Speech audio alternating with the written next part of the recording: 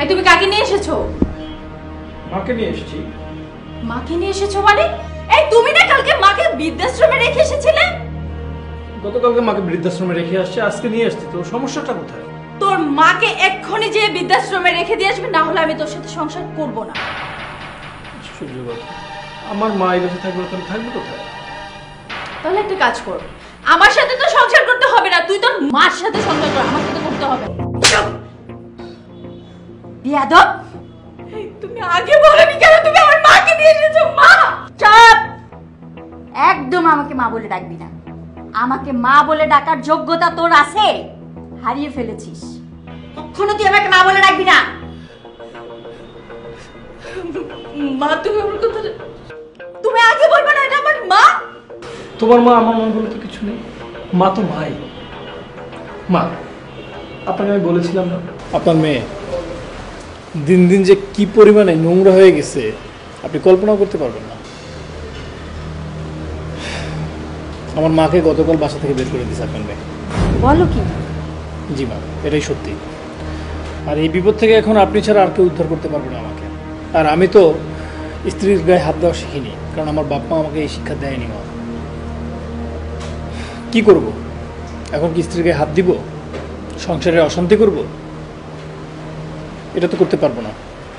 তাই বিপদে পড়েই আপনার কাছে আসতে হলো। মা, এখন আপনি কিভাবে আমাকে উদ্ধার করবেন এটা আপনি জানেন। ও যে কি পরিমাণ নোংরা হয়ে গেছে, ও যে কি নিচে নেমে গেছে মা, আপনি কল্পনা করতে পারবেন না। ওর মুখের ভাষা থেকে শুরু করে ওর আচরণ এত জঘন্য হয়ে গেছে। বাবা, আমার তো বিশ্বাসই হচ্ছে না আমার মেয়ে এরকম করতেই পারে। আপনার বিশ্বাস হচ্ছে না? আপনার যদি বিশ্বাস না হয় এখন চলুন আপনি আমার সাথে, আপনি গিয়ে নিজেই দেখুন। ঠিক আছে বাবা, চলো, এক্ষুনি যাব। আপনি রেডি হবেন না? যেভাবে আছি এভাবেই যাব, চলো। ঠিক আছে, চলুন। আসো। আপনার মেয়ে আমার মাকে বাড়ি থেকে বের করে দিয়েছে, আপনি তো বিশ্বাস করছিলেন না। এখন দেখেন আপনার মেয়ের আসল চেহারাটা একটু দেখেন। মা, মা আমার ভুল হয়ে গেছে। মা, আমি আসলে বুঝতে পারিনি শাশুড়িও তো আমার মায়ের মতো। আমি কেন তোমার জায়গাটা আমার শাশুড়িকে দিতে পারিনি? সেই তো ভুলটা বুঝিস, আগে কেন বুঝিস না? আগে যদি ভুলটা বুঝিস তাহলে তো মায়েদের কষ্ট পেতে হয় না, লজ্জা পেতে হয় না। বিষয়টা বুঝিস? মা, আমি বুঝতে পেরেছি। আজকে থেকে আমার শাশুড়িকে আমি আমার মায়ের মতো দেখবো।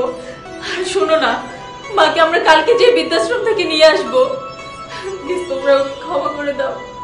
জামাই বাবা, আমি আর ওর মুখ দেখতে চাই না। যেদিন তোমার মাকে ও নিয়ে এসে এখানে মর্যাদা দিয়ে রাখবে, ঠিক সেই দিন আমি ওর মুখ দেখব আর ও আমার মুখ দেখবে। ঠিক আছে জামাই বাবা, তুমি আমাকে নিয়ে দিয়ে আসো, চলো। মা, থাকো না, তুমি কয়েকটা দিন থেকে যাও। তোকে বললাম না, চলো আসো। মা,